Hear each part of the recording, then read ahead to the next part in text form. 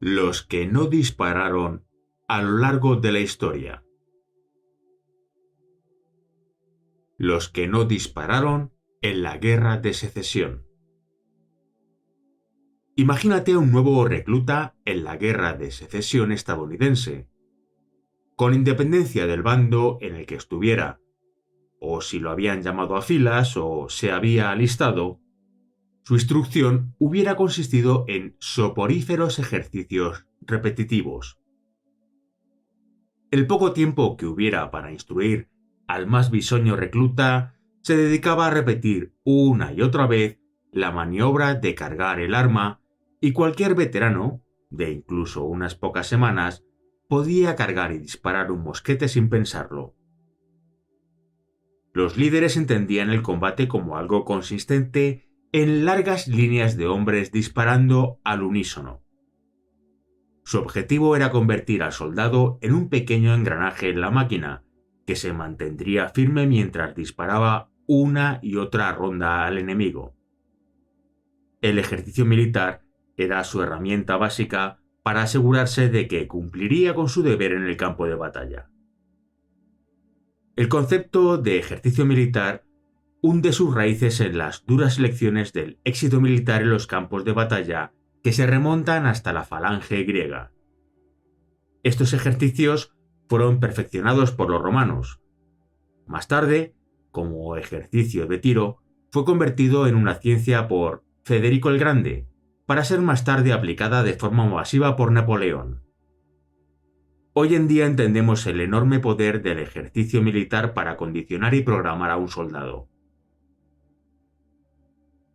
En su libro The Warriors, J. Glenn Gray afirma que, si bien los soldados pueden acabar extenuados y entrar en una condición de aturdimiento en la que se pierde toda la claridad de la conciencia, todavía pueden, en ese estado, funcionar como células en un organismo militar, haciendo lo que se espera de ellos porque se han convertido en algo automático. Uno de los ejemplos más notorios sobre el éxito militar para que los soldados desarrollaran reflejos condicionados a través de los ejercicios se encuentra en el libro de John Master, The Road Past Mandalay, en el que narra las acciones en combate de un equipo a cargo de una ametralladora durante la Segunda Guerra Mundial. El artillero número 1 tenía 17 años y lo conocía. Su número 2, artillero asistente, estaba tumbado a su izquierda, a su lado, con la cabeza en dirección al enemigo, con un cargador en su mano preparado para recargar el arma en el momento en que el número 1 dijera ¡cambio! El número 1 empezó a disparar, y una ametralladora japonesa respondió a poca distancia. El número 1 recibió la primera explosión en la cara y el cuello, y murió al instante. Pero no murió donde se encontraba tendido detrás del arma. Rodó a la derecha, lejos del arma, levantando moribundo la mano izquierda para dar un toque en la espalda al número 2, que significaba «Ocúpate tú». El número 2 no tuvo que apartar el cadáver del arma. Ya estaba despejada. La señal «Ocúpate tú» fue inculcada al artillero mediante adiestramiento para tener la seguridad de que esta arma vital nunca quedaría sin nadie a su cargo, en caso de que tuviera que abandonarla. Su empleo en estas circunstancias evidencia un reflejo condicionado, tan potente que se lleva a cabo sin pensamiento consciente alguno, como el último acto de un soldado moribundo con una bala en el cerebro. Wayne Dyer acierta de pleno cuando dice que el condicionamiento, casi en el sentido de Pavlov, es probablemente una expresión mejor que adiestramiento, pues lo que se requería del soldado ordinario no era que pensara, sino la habilidad para cargar y disparar su mosquete de forma automática, incluso bajo el estrés de combate. Este condicionamiento se conseguiría mediante miles de horas de ejercicios repetitivos, junto con el incentivo siempre presente de la violencia física como castigo por no rendir adecuadamente. El arma de la Guerra de Secesión solía ser un mosquete de avancarga con pólvora negra. Para disparar el arma, un soldado tenía que tomar un cartucho envuelto en papel que constaba de una bala y un poco de pólvora. Abría la tapa del cartucho con los dientes, introducía la pólvora en el cañón, colocaba luego la bala, la empujaba hasta el fondo con fuerza, preparaba el arma con una cápsula fulminante, amartillaba y disparaba. Dado que se necesitaba gravedad para que la pólvora se esparciera por el cañón, todo esto se hacía de pie. La lucha era un asunto que se dirimía de pie. Con la introducción de la cápsula fulminante y la llegada del papel engrasado para envolver el cartucho, las armas se volvieron más fiables incluso cuando el tiempo era húmedo. El papel engrasado que envolvía el cartucho servía de prevención para que la pólvora no se mojara y la cápsula fulminante aseguraba una fuente de ignición fiable. Salvo en caso de severa tormenta, el arma dejaría de funcionar solo si la bala esférica se introducía antes que la pólvora. Una equivocación extremadamente rara si tenemos en cuenta los ejercicios a los que se sometía el soldado. O si el agujero que conectaba la cápsula fulminante con el cañón estaba obstruido, algo que podía ocurrir después de muchos disparos, pero que podía ser fácilmente corregido. Podía surgir un pequeño problema si el arma se había cargado 2 veces. En el fragor de la batalla, a veces un soldado no tenía claro si el mosquete estaba cargado, y no era extraordinario que cargara una segunda vez encima de la primera. Pero un arma así aún se podía utilizar. Los cañones de estas armas eran sólidos y la pólvora que se requería relativamente débil. Los test de fábrica y demostraciones de armas de esta época incluían disparar un rifle cargado varias veces, y a veces con un arma cargada hasta el extremo del cañón. Si se disparaba un arma así, la primera carga prendería fuego y simplemente empujaría todas las demás cargas fuera del cañón. Estas armas eran rápidas y precisas. Por lo general, un soldado podía disparar 4 o 5 veces por minuto.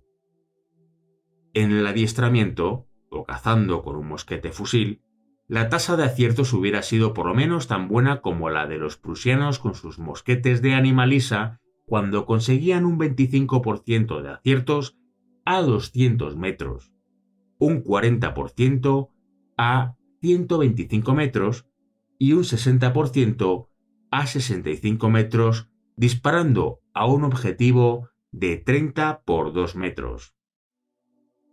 Así, a 65 metros, un regimiento de 200 hombres debería ser capaz de alcanzar al menos a 120 soldados enemigos en el primer disparo. Si se disparaba 4 veces cada minuto, un regimiento podía potencialmente matar o herir a 480 soldados enemigos en el primer minuto.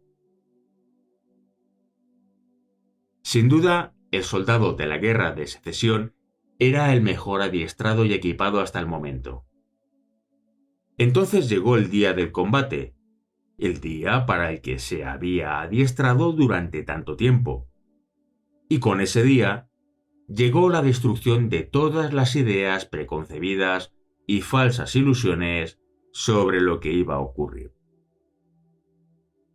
Al principio, la visión de una larga línea de hombres en la que cada uno disparaba al unísono podía parecer verdad. Si los líderes mantenían el control y si el terreno no era demasiado abrupto, la batalla podía consistir durante un tiempo en el intercambio de rondas de disparos entre regimientos. Pero incluso cuando se producían las rondas de disparos de los regimientos, algo no estaba bien. De hecho, estaba terriblemente mal. Un enfrentamiento medio tenía lugar a 30 metros, pero en vez de segar la vida de cientos de soldados enemigos durante el primer minuto, los regimientos mataban tan solo a 1 o 2 hombres por minuto. Y en vez de la desintegración de la formación del enemigo bajo una tormenta de plomo, este aguantaba e intercambiaba fuego durante horas y horas. Tarde o temprano, y normalmente era temprano, las largas líneas que disparaban rondas de fuego al unísono comenzaban a romperse. Y en medio de la confusión, el humo, el estruendo de los disparos y los gritos de los heridos, los soldados dejaban de ser engranajes en una maquinaria y volvían a ser individuos que hacían lo que les era natural. Unos cargaban, otros pasaban las armas, otros atendían a los heridos, otros gritaban órdenes, unos pocos se daban a la fuga, otros deambulaban en medio de la humareda o encontraban un lugar a cubierto donde meterse, y unos pocos disparaban.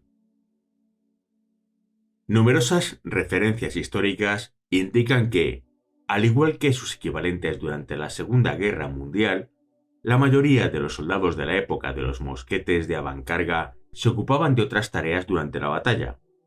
Por ejemplo, la imagen de una línea de soldados en pie disparando al enemigo contradice el vívido testimonio de un veterano de la Guerra de Secesión que describió la batalla de Antietam y que viene recogido en el libro de Griffith. Ahora es cuando la necesidad aprieta. Los hombres y los oficiales se fusionan en una masa común, en la lucha trepidante para disparar rápido. Todos rompen los cartuchos, cargan, pasan las armas o disparan. Los hombres caen en sus puestos o salen corriendo en dirección a los maizales, a esconderse. Esta es una imagen de la batalla que puede verse una y otra vez. En el trabajo de Marshall sobre la Segunda Guerra Mundial y en su relato de la Guerra de Secesión, vemos que tan solo unos pocos dispararon realmente al enemigo, mientras los otros se congregaban y preparaban la munición, cargaban las armas, pasaban armas o buscaban la oscuridad y el anonimato de hallarse a cubierto. El proceso por el que algunos hombres elegían cargar y ofrecer apoyo a aquellos que estaban dispuestos a disparar al enemigo parece haber sido la norma y no la excepción. Aquellos que sí disparaban, y fueron los beneficiarios de ese apoyo, aparecen en numerosos informes recogidos por Griffith, en los que algunos soldados en concreto disparaban 100, 200 o incluso unos increíbles 400 disparos en la batalla. Y esto en una época en la que la cantidad estándar de munición era de solo 40 balas, con un arma que acababa obstruyéndose hasta quedar inutilizada tras disparar 40 veces si no se limpiaba. La munición y mosquetes de más tuvieron que ser proporcionados y cargados por los camaradas menos agresivos. Además de disparar por encima de la cabeza o cargar y apoyar a los que estaban dispuestos a disparar, había otra opción que Tupik entendía bien cuando escribió: un hombre cae y desaparece. ¿Quién sabe si fue una bala o el miedo a avanzar lo que le golpeó? Richard Gabriel, uno de los autores más destacados de nuestra generación en el campo de la psicología militar, señala que, en enfrentamientos de tamaño de Waterloo o Sedan, la oportunidad que tenía un soldado para no disparar o atacar, simplemente cayéndose y permaneciendo en el barro, era simplemente demasiado obvia para que los hombres asustados bajo su fuego la ignoraran. Sin duda, la tentación debía de ser grande, y muchos sucumbieron. Y, sin embargo, a pesar de las opciones obvias de disparar por encima de la cabeza, postureo, o simplemente quedarse rezagado, una forma de huir, y la opción mayoritariamente aceptada de cargar las armas y ayudar a los que estaban dispuestos a disparar, una suerte de lucha limitada, hay indicios de que durante las batallas con pólvora negra, miles de soldados elegían someterse pasivamente tanto al enemigo como a sus líderes, haciendo ver que disparaban. El mejor indicador de esta tendencia se encuentra en la recuperación de armas con varias cargas dentro tras las batallas de la Guerra de Secesión. El dilema de las armas descartadas. F. A. Lord, autor de Civil War Collector's Encyclopedia, cuenta que, tras la batalla de Gettysburg, se recuperaron 27.574 mosquetes del campo de batalla. De estos, casi el 90%, 24.000, estaban cargados. 12.000 de ellos eran mosquetes cargados más de una vez, y 6.000 de los que tenían múltiples cargas tenían de 3 a 10 balas en el cañón. Un arma había sido cargada 23 veces. ¿Por qué, en consecuencia, había tantas armas cargadas disponibles en el campo de batalla y por qué al menos 12.000 soldados cargaron de forma errónea sus armas durante el combate? Un arma cargada era un bien preciado en el campo de batalla de pólvora negra. Durante las batallas de esa época en pie, cara a cara y a corta distancia, un arma debía haber estado cargada en tan solo una fracción de tiempo respecto a lo que duraba la contienda. Más del 95% del tiempo se dedicaba a cargar el arma y menos del 5% a disparar. Si la mayoría de los soldados se hubiera afanado en matar de la forma más rápida y eficiente posible, entonces el 95% habría recibido un disparo cuando su arma estaba descargada, y cualquier arma cargada, preparada y amartillada, hubiera sido recogida de los camaradas heridos o muertos y disparada. Había muchos que recibieron un disparo durante la carga, o fueron bajas causadas por la artillería que se encontraba fuera del rango de los mosquetes, y estos individuos nunca hubieran tenido la oportunidad de disparar sus armas, pero difícilmente supondrían el 95% de las bajas. Si todos los soldados hubieran albergado una necesidad desesperada de disparar sus armas en combate, entonces muchos de estos hombres deberían haber muerto con sus armas descargadas. Con las fluctuaciones de la batalla, estas armas deberían haber sido recogidas y reutilizadas contra el enemigo. La conclusión más obvia es que la mayoría de los soldados no intentaba matar al enemigo. Al parecer, la mayoría de ellos ni siquiera quería disparar en la dirección del enemigo. Como señaló Marshall, la mayoría de los soldados sufre una resistencia interna a disparar su arma en combate. Lo crucial aquí es que la resistencia parece haber existido mucho antes de que Marshall la descubriera.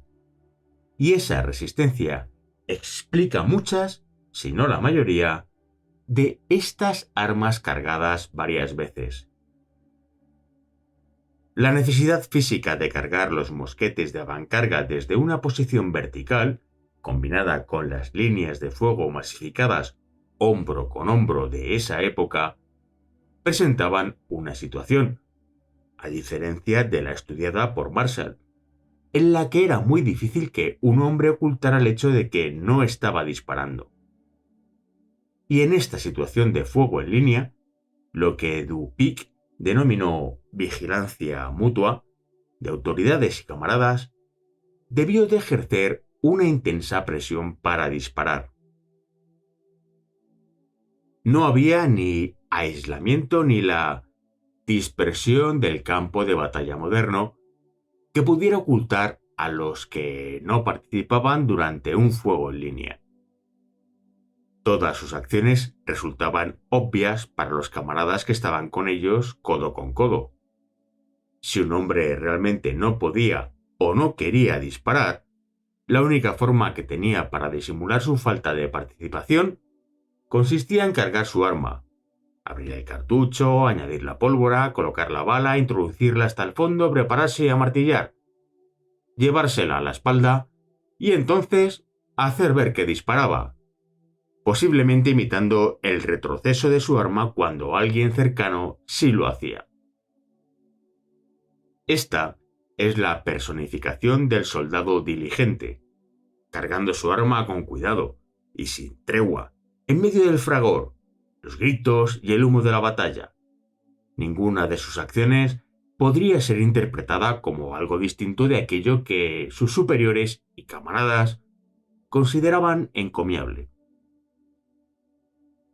Lo sorprendente de estos soldados que no disparaban es que su comportamiento se oponía diametralmente a los extenuantes y repetitivos ejercicios de la época. ¿Por qué, en consecuencia, estos soldados de la Guerra de Secesión suspendían a los ojos de sus instructores cuando se trataba del importantísimo ejercicio de cargar? Unos pueden arguir que estas cargas múltiples son meras equivocaciones, y que estas armas eran descartadas porque estaban mal cargadas. Pero si, en la confusión de la batalla, y a pesar de las interminables horas de adiestramiento, cargas accidentalmente 2 veces un mosquete, lo disparas de todas formas, y la primera carga simplemente evacúa la segunda. En el improbable caso de que el arma se haya encasquillado o no funcione por alguna razón, entonces la tiras y recoges otra. Pero esto no es lo que pasó en este caso, y la cuestión que nos formulamos es: ¿por qué el único paso que se obvió fue el disparo? ¿Cómo es posible que al menos 12.000 hombres de ambos bandos y todas las unidades cometieran el mismo error? ¿Es posible que 12.000 soldados de Gettysburg, aturdidos y confusos por el shock de la batalla, cargaran accidentalmente 2 veces sus armas y que luego todos ellos murieran antes de poder dispararlas? ¿O será que los 12.000 descartaron esas armas y recogieron otras? En algunos casos puede ser que la pólvora estuviera mojada, a pesar de estar envuelta en papel engrasado. Pero, ¿es posible que se dieran tantos casos? ¿Y por qué 6.000 soldados adicionales volvieron a cargar sus armas incluso una vez más y aún así no dispararon? En algunos casos debió de ser un error, en otros el resultado del mal estado de la pólvora. Pero creo que la única explicación para la inmensa mayoría de estos episodios es el mismo factor que impidió que entre el 80 y el 85% de los soldados de la Segunda Guerra Mundial no disparara al enemigo. El hecho de que estos soldados de la Guerra de Secesión vencieran el formidable condicionamiento para disparar a través del ejercicio demuestra claramente el impacto de poderosas fuerzas instintivas y actos supremos de una determinada inclinación moral. Si Marshall no hubiera preguntado a los soldados inmediatamente después de la batalla en la Segunda Guerra Mundial, no hubiéramos sabido de la increíble ineficacia de nuestro fuego. De forma similar, dado que nadie preguntó a los soldados de la Guerra de Secesión o de cualquier otra guerra anterior a la Segunda Guerra Mundial, desconocemos la efectividad de su fuego. Lo que sí podemos hacer es extrapolar a partir de los datos de los que disponemos, y estos nos indican que al menos la mitad de los soldados de batallas de pólvora negra no disparaban su arma, y tan solo un ínfimo porcentaje de los que sí lo hacían apuntaba a matar al enemigo con su fuego. Ahora podemos empezar a comprender de forma cabal las razones que subyacen al descubrimiento por parte de Paddy Griffith de que la tasa media de aciertos de un regimiento en los intercambios de disparos de la época de la pólvora negra era de 1 o 2 hombres por minuto, y vemos que estos números corroboran por completo las conclusiones de Marshall. Con el mosquete de ánima rayada de la época, la tasa media potencial de acierto será por lo menos tan alta como la que conseguirían los prusianos con mosquete de ánima lisa, alcanzando un 60% de aciertos a una distancia de 65 metros. Pero la realidad era tan solo una ínfima fracción de este porcentaje. Los números de Griffith tienen todo el sentido si durante estas guerras, al igual que en la Segunda Guerra Mundial, solo un pequeño porcentaje de los mosqueteros de un regimiento en la línea de fuego realmente intentaba disparar al enemigo, mientras el resto se mantenía heroicamente en línea disparando por encima de sus cabezas o simplemente no disparaba. Cuando se les presentan estos datos, algunos replican que esta información se ciñe a una guerra civil en la que el hermano luchaba contra el hermano. El doctor Jerome Frank cuestiona claramente a estas afirmaciones en su libro Sanity and Survival in the Nuclear Age, donde afirma que las guerras civiles suelen ser más sangrientas, prolongadas y desaforadas que otras clases de conflictos. Y Peter Watson, en War on the Mind, destaca que el comportamiento desviado por parte de miembros del propio grupo se percibe como más traumático y produce una represalia más enérgica que si proviene de otros con los que estamos menos involucrados. Solo tenemos que considerar la intensidad de la agresividad entre distintas facciones del cristianismo en Europa a lo largo de los siglos, o las guerras intestinas entre las principales sectas islámicas en Oriente Medio, o el conflicto entre comunistas, leninistas, maoístas y trotskistas, o el horror de Ruanda, y otras batallas tribales africanas para confirmar este hecho. Mi controvertida tesis estriba en que la mayoría de las armas abandonadas en el campo de batalla de Gettysburg implican a soldados que no fueron capaces o no quisieron disparar en combate y luego fueron muertos, heridos o huyeron. Además de estos 12.000, una proporción similar de soldados marcharon por ese campo de batalla con sus armas cargadas varias veces. Estos soldados descubrieron que eran incapaces de matar a sus congéneres de forma secreta, sigilosa y en el momento decisivo, al igual que entre el 80 y el 85% de soldados de la Segunda Guerra Mundial que observó Marshall. Esta es la razón fundamental de la increíble inefectividad del fuego de mosquete durante esa época. Es precisamente lo que ocurrió en Gettysburg, y si uno mira con el suficiente detenimiento, descubrirá que también es lo que ocurrió en otras batallas con pólvora negra sobre las que no necesariamente disponemos de los mismos datos. Un caso en concreto es el de la batalla de Cold Harbor. 8 minutos en Cold Harbor. La batalla de Cold Harbor merece una particular atención, pues constituye el ejemplo que los observadores poco informados de la Guerra de Secesión aducirían para refutar la tasa de no disparos de entre el 80 y el 85%. A primera hora de la mañana del 3 de junio de 1864, 40.000 soldados de la Unión, bajo el mando de Ulysses S. Grant, atacaron al ejército confederado en Cold Harbor, en Virginia. Las fuerzas confederadas, bajo el mando de Robert E. Lee, aguardaban en un sistema cuidadosamente preparado de trincheras y emplazamientos de artillería, distinto de cualquier cosa que el ejército del Potomac de Grant hubiera visto antes. Un corresponsal de prensa señaló que estas posiciones eran líneas dentro de líneas enmarañadas y zigzagueantes, líneas levantadas para enfilar una línea enemiga, líneas dentro de las cuales había una batería de artillería. Al atardecer del 3 de junio, Más de 7.000 soldados atacantes de la Unión habían muerto, estaban heridos o habían sido capturados, mientras el daño infligido a los bien atrincherados confederados había sido insignificante.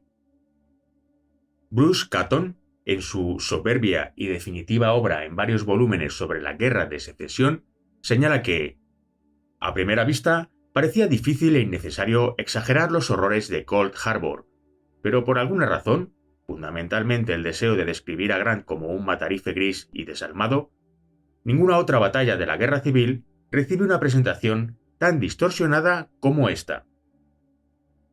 Catton se está refiriendo principalmente a los relatos exagerados sobre las bajas en la Unión, con afirmaciones que, por lo general, atribuyen las 13.000 bajas de 2 semanas de lucha en Cold Harbor a la tasa de bajas diaria, pero también desacredita la creencia común, pero errónea, de que 7.000 o incluso 13.000 bajas se produjeron en 8 minutos en Cold Harbor.